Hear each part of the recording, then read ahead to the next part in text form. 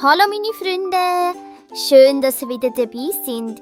Habt ihr schon mal zum Himmel hochgeschaut? Das Wetter ist so spannend.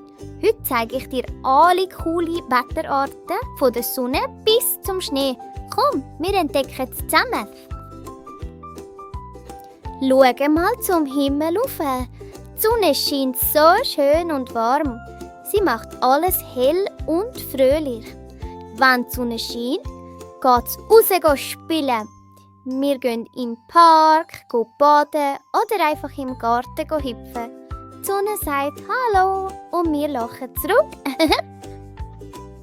Oh, schau, es regnet.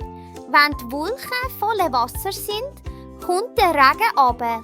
Der Regen ist wichtig für die Natur, für die Blümchen, die Bäume und alle Tiere. Und weisst du was? Nach dem Regen kommt manchmal ein Regenbogen. Es ist kalt. Schau mal, es schneit. Kleine weisse Flocken fallen vom Himmel runter. Der Schnee ist weiss, weich und kalt. Wir können zusammen einen Schneemann bauen oder Schneeböller rühren.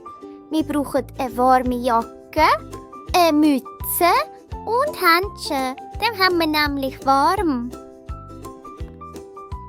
Ui, hörst du das? Der Wind pustet ganz fest.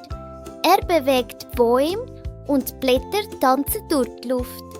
Manchmal ist der Wind ganz sanft und manchmal ganz wild und stark. Wir können den Drachen steigen lassen oder einfach zuschauen, wie die Luft mit den Blättern spielt. Hui, der Wind macht alles lebendig. Das war schon für heute, meine Freunde. Folgt mir für mehr und lasst ein Herz da. Tschüss!